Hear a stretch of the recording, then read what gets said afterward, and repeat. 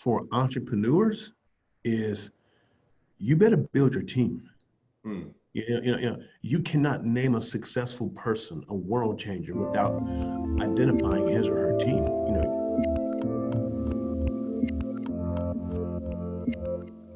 Hey everyone, this is Devin Miller here with another episode of the Inventive Journey. I'm your host, Devin Miller, the serial entrepreneur that's grown several businesses to 7 and 8 figure businesses, as well as the founder and CEO of Miller IP Law, where he helps startups and small businesses with their patents and trademarks. And today we have another great episode. Now I'm tongue-tied and I have to untie my tongue. We have another great guest on the episode today, and I think it'll make for a great story. Arn Terry and Arn, and I always worry it's not pronounced Arn, so it's Arn, right? Aaron Harper. Aaron, I have it as Arn, so now I even did it worse. So I completely slaughtered that. So my apologies. Shawn, or I have it as, is it Shawn or Aaron? Shawn Harper. That's my There we point. go. Sorry, I had the name mixed up, so then we had all sorts of issues. So Shawn Harper, I apologize.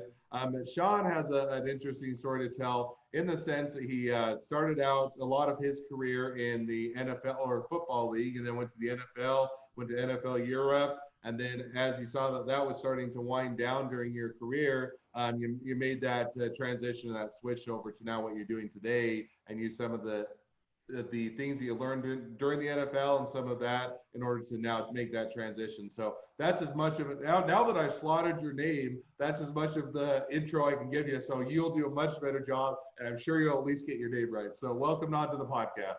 Hey, thank you so much for having me. Thank you for what you do, actually. I've always learned, or I was always taught that, there's a few things in life you don't go cheap on, especially in business. And one of those things is a very good, competent, and aggressive lawyer. So you are such a blessing. So thank you for helping out so many emerging businesses out there. Hey, my pleasure. It's my love and my passion and what I enjoy. So, but I appreciate the kind words. So maybe with that, let's jump into a little bit of your experience and as we already kind of talked about, we take where you're at today and let's take a couple steps back that led to where you're at today. So with that, maybe give us a little bit of what your journey was. You know what? I had a very interesting journey of evolving or evolution, and it's so amazing because just about everything I've ever experienced has helped me. It has equipped me to exist on this level and to prosper in this paradigm.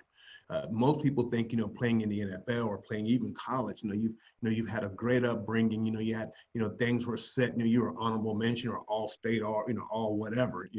And and football was a part of your life, and that's true.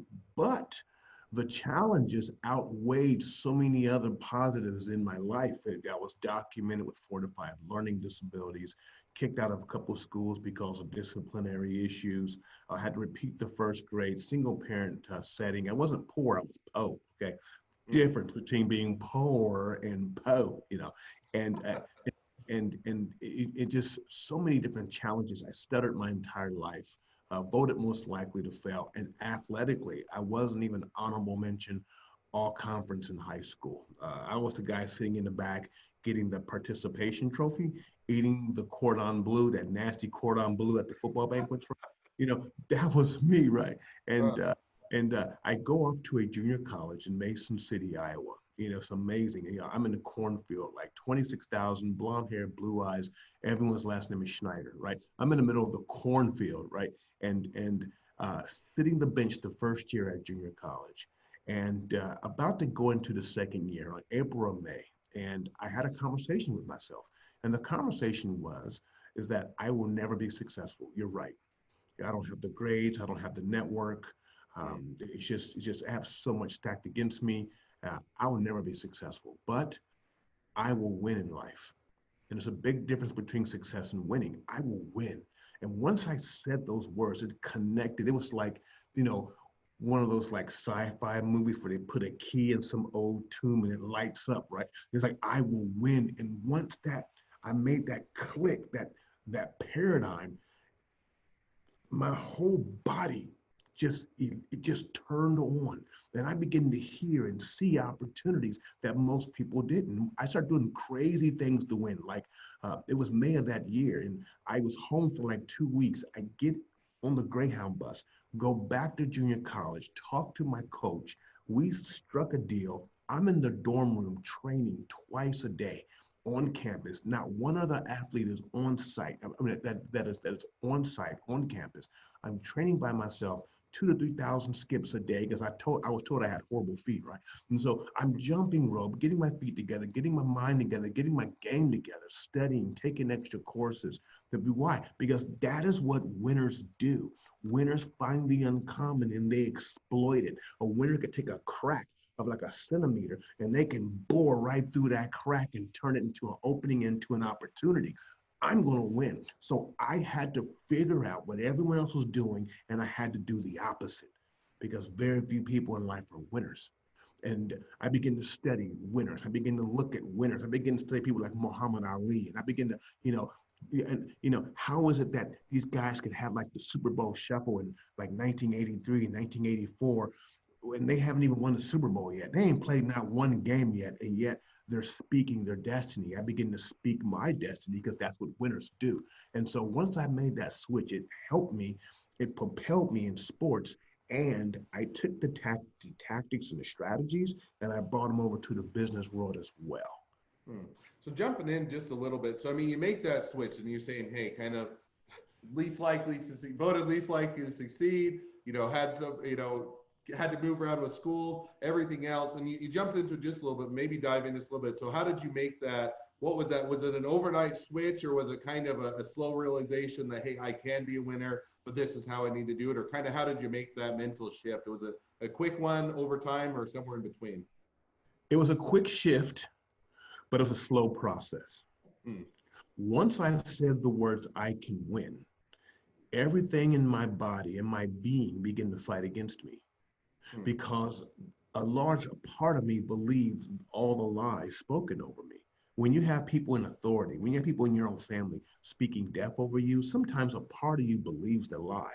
But if a seed size of you believes different, Hmm. you can take that seed and with your words, you can grow it. You can grow it. So just a little bit said, you can win, Shawn, because my mama said, baby, you're going to do something great in life. So I hung on, I dug through all the crap, man, and I found mama's words, little seed, right? And I began to speak to it. I began to speak to it. And sometimes that's all you have.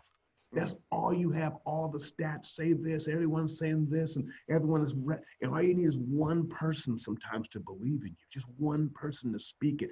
And you can take that and you can speak to that, and it'll grow and it will manifest. Hmm. And so I wrote down 3 letters. I wrote down NFL and I put it up on the dorm wall. And every day I said, NFL, that's where I'm going. Every night before I went to sleep, I took one last look. I said, NFL, that's where I'm going. Hmm. And with my words, with my agreement, I begin to manifest it. And I begin to do things that were uncommon, kind of like MacGyver. Remember that show called MacGyver, right? I think they now have a new show that they based off of the old show. So I've never actually watched the new one, but I certainly know what you're talking about. Yeah, I would like MacGyver life and put little stuff together. Here we So are. as you're doing that, so now you made that mental switch, and then you say it's more of a process. So you made the mental switch, and they say now I've got to figure out how to execute on it, or how to actually get to where I want to go. And so how did that work out? Because you were at junior college, and then how did you get from junior college to the NFL to actually realize your dream? Yeah. So here I am now going into the second year, and I'm having a phenomenal season. Hmm. Only because I'm already ready. While you guys are getting in shape for camp, I'm already in shape, and so I'm just so I have like 4 weeks. I am progressing at a phenomenal pace. So when it comes to the football field, guess what? Everyone else was doing the same thing. They're all at home, hanging out. May, June, July, trying to get in shape. I'm already in shape. You know, Hmm. you're not going to catch me. It's impossible. You know who else does that? The New England Patriots. They're very good at that. If you ever noticed, the New England Patriots win a lot of games in the second half. You know why? Because they're in the best shape ever. That's their secret. They're in shape. They're in phenomenal shape. Okay. And so here I am now. I'm already in shape. I'm already ready. I didn't study the playbook all summer. So I went from sitting on the bench to first team all region, junior college Hall of Fame. One day the phone rings. It's Bill Mallory, Indiana University. He flies me in. I take no other visits. I look the man in the eye, shook his hand. I sign a full-year scholarship, and I go to Indiana and I start the process all over again. I'm sitting on the bench, but I know the secret now. Hmm. I know I'm outwork you. And from there, draft day, I'm third pick in the fourth round. Hmm. No, that's a great story. So as you, because there are a lot of, I would assume, and you would know a lot better than I would. I would assume there are a lot of football players that simply work harder. They do go to the gym a lot, or they do that. So is it simply just I'm going to physically outwork you, or is it studying your opponents? Is it studying the plays? Is it how do you make it so it's not, how did you do it so you not only outwork, you outwork people? What all does that entail? So a lot of it has to do with Hmm. your mind shift. Remember, I'm a winner. So I can't really understand defeat.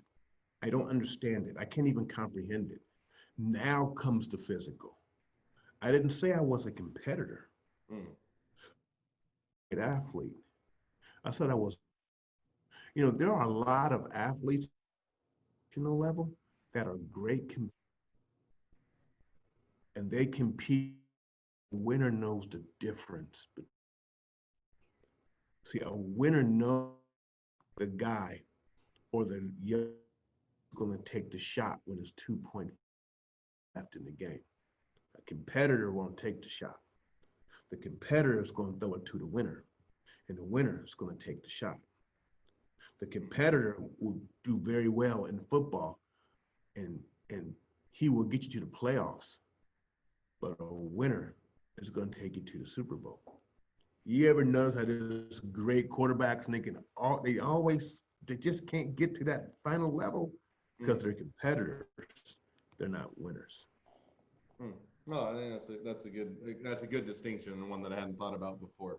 So now, as we continue on your journey, kind of are doing it. So now you get to junior college. Now you go to a full-on university, and then you get to the NFL. So how did you get from university to the NFL? Well, I was fortunate and blessed to block for a really good Heisman candidate.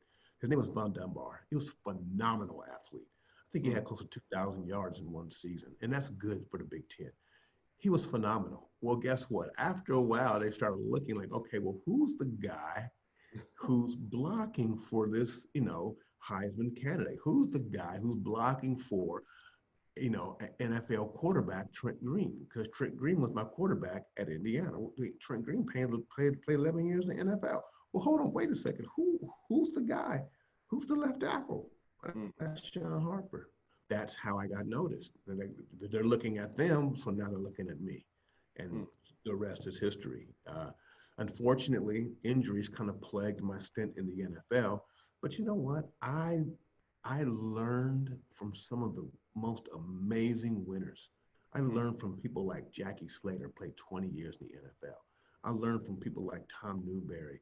I learned from people like Henry Ellard and Roman Fife. Then I went to Houston. It was Bruce Matthews. It was just like it was awesome. It was an awesome experience. In Indianapolis, Marshall Faulk, Ray Wolford, and yeah, yeah.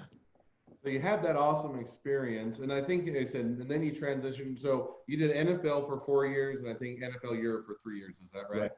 So Mhm. as you're then making that trend, so now as and I would say most people live in the dream early. You get to do what you really want. You get to play at the top of and I would say, and I think we talked a little bit before. NFL is the highest, one of, if not the highest level of competitive sports, right? You have to be in top physical shape. You have to be at the top of your game all the time. It doesn't matter if you play every game or you warm the bench every game or anywhere in between. You're still the best of the best to even make it that far. Right. So as you say that, or as you see that, and you're saying, okay, starting to see that I'm winding down my NFL career, and I'm going to have to transition back into something else. how did you make that transition, or how's that like for you?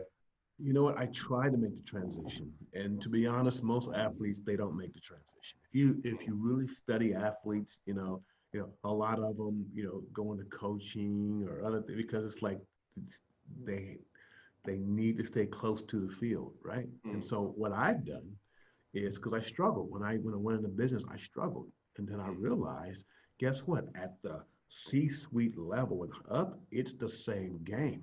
It's mm, the same rules. You are judged off of your performance. The higher you go up in any corporate environment, the more you're judged by your performance. You mm, have to produce. Is your team producing? People around you are people who you're in charge of. Are they producing? The mm, CEO, him or her, guess what? The people on your team, the people in the C-suite, the people from the C-suite to the upper management to the middle management, are they producing? And if they're not producing, you're going to go. And so I said, it's the same thing, win or lose. Here we go. When you have numbers, when you run the quarterly estimates, and when you do like stocks, it's win or lose. Did you make your numbers? Did you not make your numbers? It's the same thing. So guess what? I took the tactics, the methodology, and the strategy I learned playing football, and I moved it over to corporate America. And it's been working like a charm. I mean, it's not perfect, but it works. It really works. One of the things I've done, and just to give you an example, is that in the NFL, we study our opponent. We know trust me, we have a, a, a staff of scouts. mm. These people are in a cave somewhere and they're breaking down film. College football, they have grad assistants, man. They are breaking down film 3, 4, 5 o'clock in the morning. They know the tendencies of every player on the field, the quarterback and the coach. They know exactly what he's going to run out of what formation and what pushes the buttons. And here's the report. In corporate America, we don't do that. Mm, We work hard, you know, and we try to get some market share. I'm like, are you kidding me? mm. You better know everything about your opponent. What contract he or she won, what contract he or she lost, what their pricing structure is, what their manuals look like, everything. Hmm. No, I think that's a great point. And it's interesting because you point that out. And I would say that that's a lot of times it is a failure of now businesses that do very well, they have that almost to your point. The ones that, kind of do mediocre or just kind of moving along, you can do okay without doing that, but you're not going to be at the top of your game. You're not going to outcompete people if you don't know what they are. So I think that's a very valid point. And I think it's a good lesson to learn. Yeah. So as you as you're looking, say, okay, my NFL career is coming to end, or I'm going to have to think about what I'm doing after. I think you got into the security services, and you kind of mentioned that was kind of almost as where you're on the offensive lineman, that it was kind of a natural transition of protecting people on the line and protecting your team to protecting other people. But maybe give a little bit of an insight as to how you said, okay, from NFL to security services. For those who watched the movie The Blind Side, it, that that star was a left tackle, and he has embodied the mindset and the temperament of a left tackle. Left tackles are different; they're just different. They're very protective,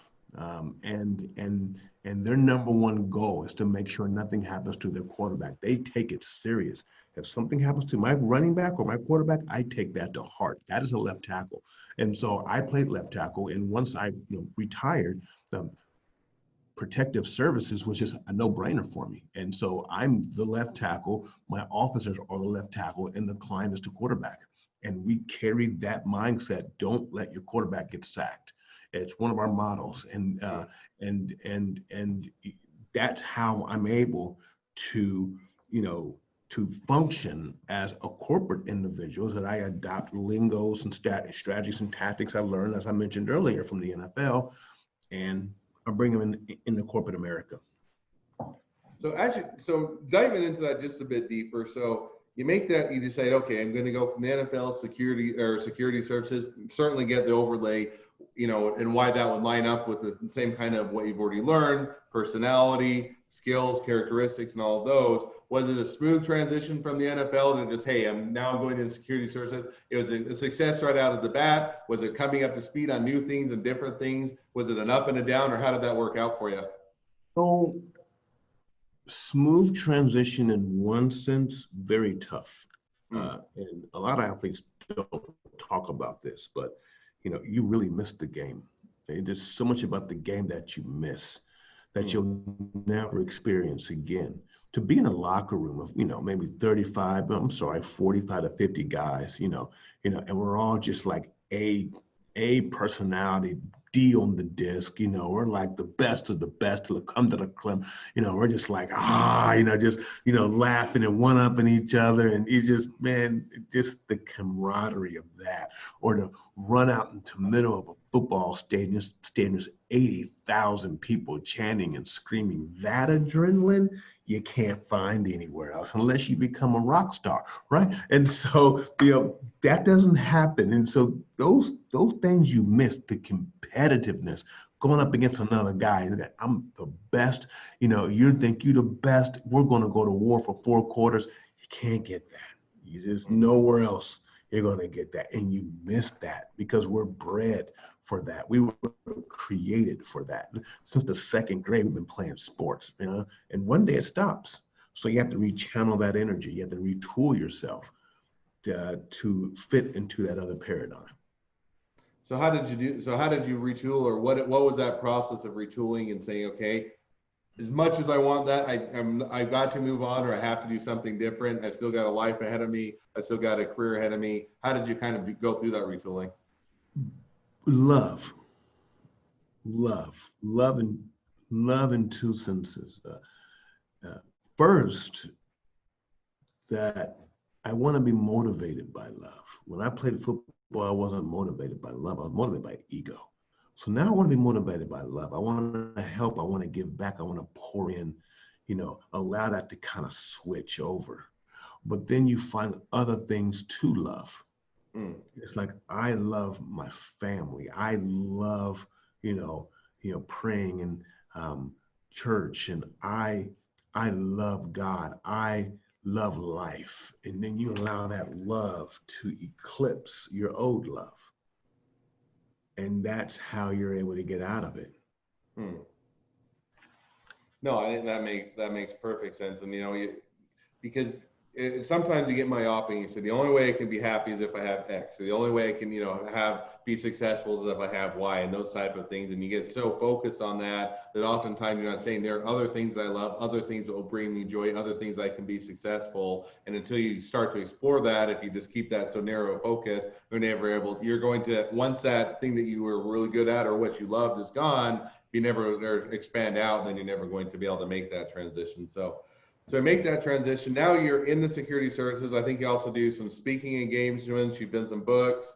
So you've been doing a whole bunch of good things. And one thing I thought was interesting that we talked a little bit before is, and I thought was a good, as you talked about kind of transitioning out, what we talked about before the podcast, it was you were always the guy that was going to take the opportunities to raise your hand, whether it's for PR, whether it's for doing any public appearances or anything else. You're saying, hey, I'm going to be the one that if they ever need that person, I'm going to raise your hand. So, maybe expand a little bit about that, or share a little about that, why you did that and how it worked out, or why that was helpful.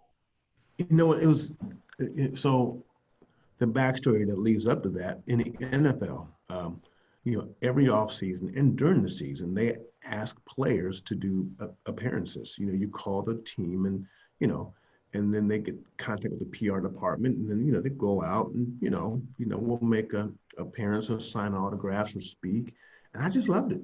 I just loved getting out there, motivating, helping people, encouraging people. And whenever that opportunity hit on the board, I'm like, that's me. I'm gonna do it. Oh yeah, I'm out there. I'm off day. Yeah, done. I'm there, and I really appreciated it. I loved it. I did not know that I was laying the foundation and the groundwork for my speaking career. And when I finished playing football, I'm expecting the engagements to kind of tank a little bit. He's an ex-NFL football player, but you know what? Opposite happened. They just kept rolling in, kept coming in, and I just kept running with it. And I love it. I love it. Hmm. No, I think even if I think that mentality and that type of thing of always being the person to raise your hand, willing to take something on, willing to put yourself out in front of others, translates very well over into business, in the sense that if you're the person that's always in the back, you're always kind of trying to avoid the opportunities and not ever taking advantage of them. it's going to be hard to ever or have that advantage or to get ahead. And yet vice versa, if you're always the one saying, I'm going to try and do something new, Yeah, push myself and go in new directions, I think that's a great example. yeah, that's huge. Being able, no, not able, being willing to be uncommon, Mm, um, being willing to stand criticism and rejection. A lot of people succumb to the fear of rejection, the fear of abandonment, the fear of failure. And that fear of failure is taught in school, actually. mm, If you get a you you get them all right, good job, Charlie. You get them all wrong, bad, Charlie. So mm, after a while, that socialization process is like, you don't want to fail. But guess what? Life, failure is your friend, mm. especially as an entrepreneur. Do you know uh, the average millionaire has filed for bankruptcy 3.5 times according to Google. Mm. Damn, that's a lot. After the first bankruptcy, no, never again. Life gives the test, then teaches the lesson. Mm. But if you never want to take the test and play it safe, your comfort zone will become your casket. You got to step out. No, I do like that comfort zone becoming the casket. So, well, there's a whole lot more things that I think would be very fun to dive into, and we never have enough time on the podcast, unfortunately. But I always have the two questions that I ask towards the end of the podcast. So we'll probably jump to those now. So the first question I always ask is, so what was the worst business decision you ever made? Wow. The worst business decision that I've ever made Mm-hmm. was not having a not having an adequate non-disclosure, non-compete clause in place. Mm. And some individuals, yeah, seized that opportunity, and I was probably one or two payrolls away from going out of business. Hmm. Yeah, All right, yeah, that sounds like it's a good lesson, and I think that the lesson to learn is make sure. And now that's a plug for attorneys, but I don't do very or NDAs as often, so it does not necessarily plug for me. But is if I think that sometimes the lesson is so backing up. Entrepreneurs always think that they're the best at everything. They know everything and they can always figure something out. And yet, for at least for me, the lesson a lot of times is stick with where your area, what you're good at, what your expertise is, expand out there. But if there's someone else that can do a considerably better job and they have the expertise, leverage their expertise, reach out to them and make sure that they know, that you rely on them for those things to avoid some of the issues that may otherwise pop up. yeah. It's advice for entrepreneurs is you better build your team. Hmm. You cannot name a successful person, a world changer, without identifying his or her team. Sure, we like Bill Gates, but who's Paul Allen? Do some research. You Hmm. know, you look at Warren Buffett, but who's his partner, Charlie? Hmm. I love Mick Jagger. Well, who's that quiet guy named Keith Richards sitting next to him, and no one talks about? No, Keith Richards. It's crazy. There's always teams like, yeah, Mark Zuckerberg. Oh, great, Mark. Do you know how many people founded Facebook? It wasn't just him. It's like, I don't know, 8, 9 other people. Teams. You always have to have teams. And one of the most important people on your team is an entrepreneur. Of course, you gotta have an amazing CPA, but that lawyer, hey, if you ever want to save your money for a rainy day, Hmm. is yes, you get the baddest him or her lawyer in the town and put that bad boy on retainer. Okay, because just the name alone can save you deposition cost. Okay, so yeah, yeah. All right, you already stole my second question, which was a perfect answer, which is what would be the one piece of advice you'd give to startups? And I think that was a perfect answer. So I think that that's something you can learn too. And I like the idea of a team because I think that too often you get focused on the one individual that's typically in the limelight, that gets all the notoriety, that's a celebrity, so to speak. And yet there's so much of a team that makes that happen, that works behind the background, that makes that person look good. And a lot almost like the quarterback. Quarterback always gets, everybody sees the quarterback. If he throws the game-winning touchdown, he's the one that gets it, and vice versa. If he messes up the game-winning touchdown, he gets everybody gets mad at him. But there's a team that goes towards that win, and it's a lot of times where you focus on one individual, there's a team behind it. Not only that, how about this? When you watch a football game, I challenge anybody in your audience.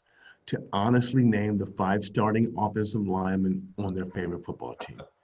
Yeah. Listen. We are there in plain sight. We are right there, and you don't even see us. But if we don't perform, nothing happens. No, I think that's very fair, and I think it's a good challenge. And I know one person that might be able to do it, but aside from that, I don't think most people could. No. All right. Well, as we wrap up, people want to, whether it's use your security services, hire the speaking engagement, look out for your book, any other thing and everything in between. What's the best way to connect up with you and find out more about you? Okay, good news and good news. Here, you can go to any search engine, type in Shawn Harper, SHAWNHARPER, or my website is shawnharper.org. Okay, but for your listeners, I have a free ebook. You can go to shawnharper.co, and I'll give you a free download on The Winning Edge. It is a phenomenal book. It's free. It's yours. Now, selfishly, I need you to like my Instagram, right? So, Shawn Harper Speaker. Go to there, just follow me on Instagram. You will not be disappointed.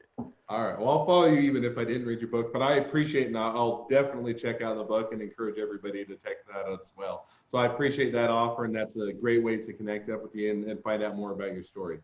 Well, Shawn, thank you again for coming on. It's been a pleasure. It's been fun to hear your journey. I wish we had another hour or two to talk even more about it. Sometime we might have to do a follow-up and hear how your journey continues on. But thank you again for coming on. Thank you. Be blessed. Take care.